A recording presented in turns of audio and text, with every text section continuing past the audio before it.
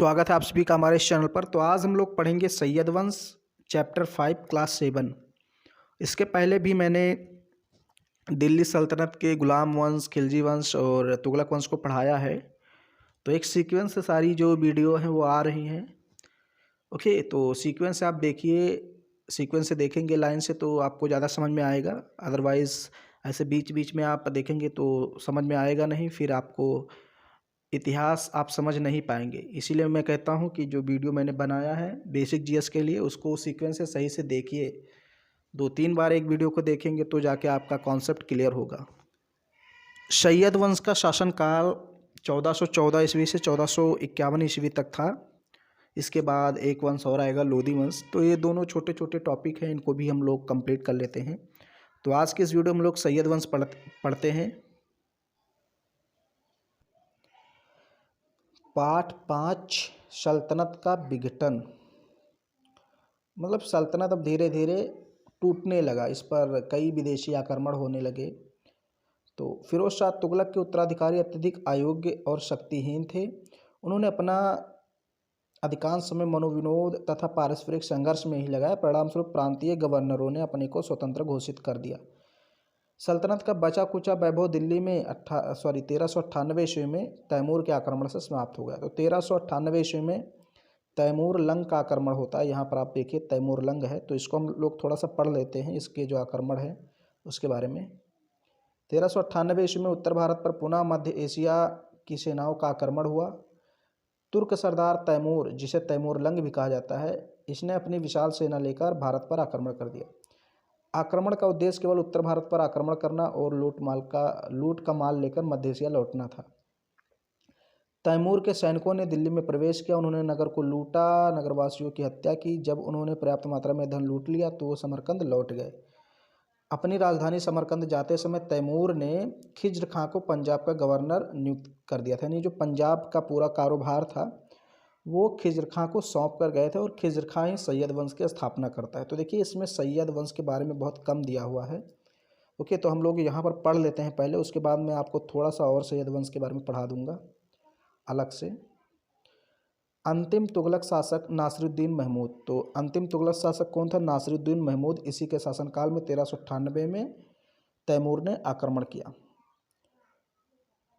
तो इसके बाद यानी कि अंतिम तुगलक शासक नासिरुद्दीन महमूद की मृत्यु के बाद खिज्र खां ने दिल्ली पर अधिकार कर लिया, सैयद वंश की नींव डाल दी।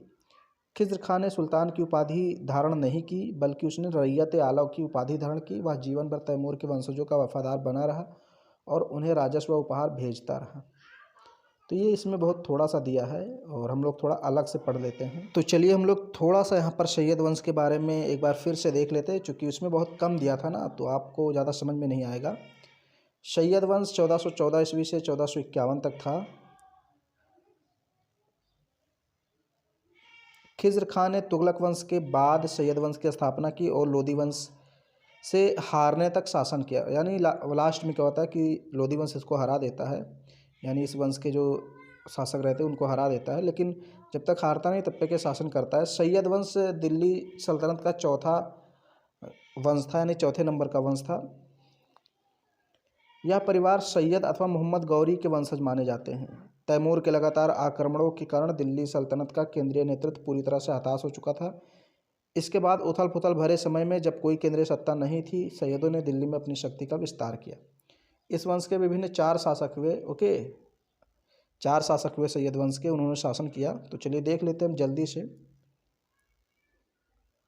इस वंश की स्थापना खिज्र खां ने की, जिन्हें तैमूर ने मुल्तान यानी पंजाब का राज्यपाल नियुक्त किया था। खिज्र खां ने दिल्ली की सत्ता दौलत खां लोधी से छीनकर सैयद वंश की स्थापना की थी।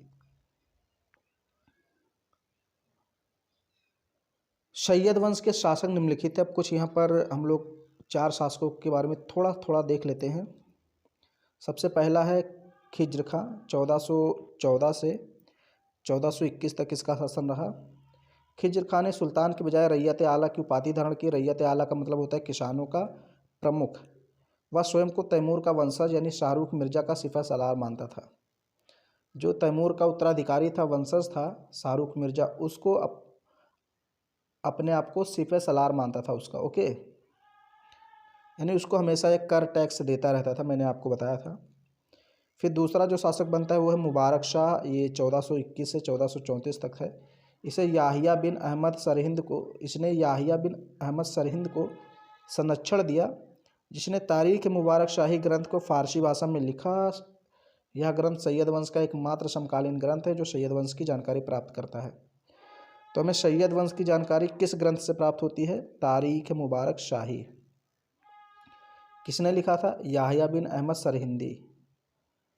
फिर इसका जो तीसरा शासक है वो है मोहम्मद शाह, 1434 से 1445। इसके शासनकाल में दिल्ली पर मालवा के शासक महमूद खिलजी ने आक्रमण किया, जिसे रोकने के लिए मोहम्मद शाह ने अपने उत्तराधिकारी बहलोल लोदी से सहायता मांगी। ओके, तो इसका उत्तराधिकारी यानी आगे शासक बनता है बहलोल लोदी, तो उसी से इसने सहायता मांगी। बहलोल लोदी को खाने जहाँ की उपाधि भी इसने दी। फिर इसका जो चौथा शासक है इस वंश का वो है आलम शाह, 1445 से 1451।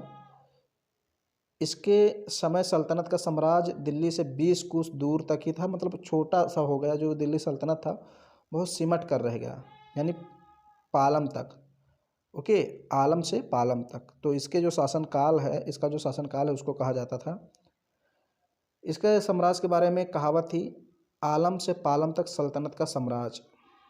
ओके, फिर 1451 में आलम शाह ने बहलोल लोदी के पक्ष में सत्ता त्याग दी और स्वयं बदायूं यानी यूपी चला गया। यूपी में एक ज़िला है बदायूं, वहाँ पर चला जाता है और सत्ता किसको दे जाता है? बहलोल लोदी।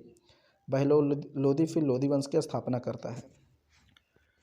ये छोटा सा वंश था सैयद वंश। इसके बाद एक और वंश है लोदी वंश, वो भी छोटा सा है। उसके बाद फिर मुगल वंश की स्टार्टिंग हो जाएगी। तो उम्मीद करता हूँ वीडियो आपको पसंद आया तो उसको लाइक कीजिए और चैनल पर पहली बार आए तो चैनल को सब्सक्राइब कीजिए।